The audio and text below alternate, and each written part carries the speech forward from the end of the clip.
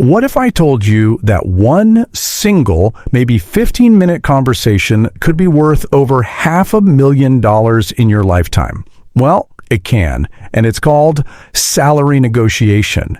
So we're going to break down exactly how you can advocate for the pay you really deserve, with clear steps and even the exact words to use. First things first, let's just talk about the stakes here, because they are absolutely massive. I mean, we're not just talking about a few $1,000s over a year. The real cost of not negotiating is honestly staggering. Yep, you are seeing that right, over $500,000. That's a potential money you could lose out on by not negotiating your very first salary. So how does that even happen? Well, think about it. Every future raise, every bonus, even your retirement contributions, they're often just a percentage of your base pay.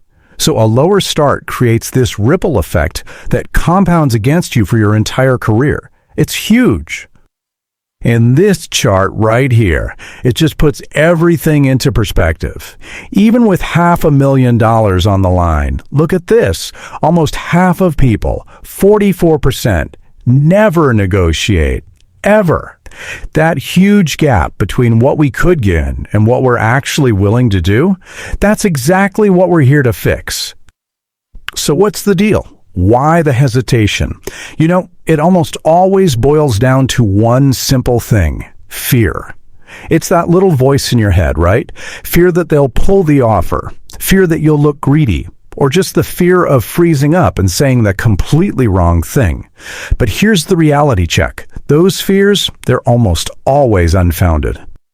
And that brings us to what is honestly the single most important part of this whole process, the mindset shift. If you can just change your perspective on this one thing, I promise you everything else gets so much easier. Okay, so here is the big secret. Employers expect you to negotiate. In fact, most hiring managers actually build wiggle room right into their initial offer specifically for this conversation. Just think about that for a second. By not negotiating, you could literally be leaving money on the table that they had already budgeted and planned to give you. This slide just lays it out perfectly.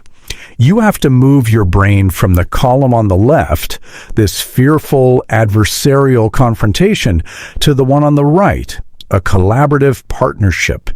You both want the exact same thing: to agree on a fair value for your work so you can start doing an amazing job for them. You're not an opponent, you're a future teammate. Okay, so you've got the right mindset. Now where does your real power come from? Preparation. Walking into this conversation without data is like trying to play poker without ever looking at your cards. You're just guessing. You're flying blind. So here's your 3-step game plan. First, you're going to research the hard data to figure out the real market rate. Second, you're going to do a little networking to get that real-world context. And third, you'll use all of that info to define your specific salary range. This is how you build a case that's undeniable, and it's how you build your confidence. Now, to get that hard data, you're going to want to start with these tools. Levels.fyi is an absolute must for tech roles, but for pretty much any other industry, combining Glassdoor and PayScale will give you a fantastic baseline. And hey, here's a pro tip. Check with professional associations in your field. They often have incredibly detailed salary reports that nobody else sees. All right, so based on all that research, you need to define these 3 numbers. Your minimum is your absolute thanks but no thanks walkaway point. Your target is your realistic goal right around the market median, and your ideal, well, that's your stretch goal at the top of the range, the number you can justify because of your unique skills and experience. All right, you've got the mindset, you've got the data. Now for the part that probably makes everyone the most nervous. What do you actually say? So let's look at some scripts that take all the guesswork out of the conversation.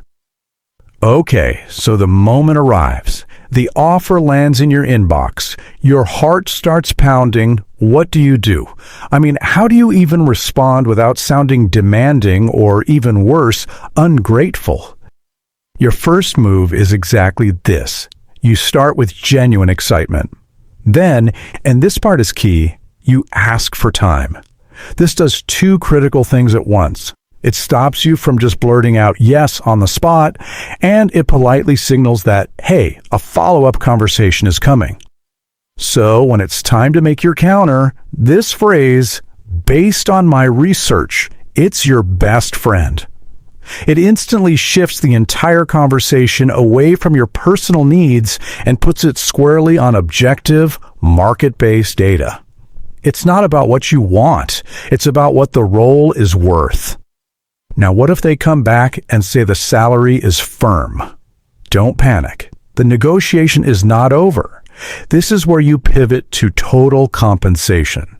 Things like a signing bonus, more vacation time, or a budget for professional development can add thousands and thousands of dollars in value, even if the base salary itself doesn't move an inch. Okay, finally, knowing what not to do is just as important as knowing what to say. So let's cover a few common mistakes, some landmines that can quickly derail an otherwise really successful negotiation. Here are 5 big ones to avoid. We've talked about not accepting on the spot and keeping it professional, not personal. It's also so important to be honest. Never, ever invent a competing offer. But, arguably the most important rule is that last one. Once you've agreed on everything, get the final offer in writing before you officially say yes. A verbal agreement just isn't enough. At the end of the day, this whole process is about just one thing: calmly and professionally advocating for the value you know you will bring to an organization.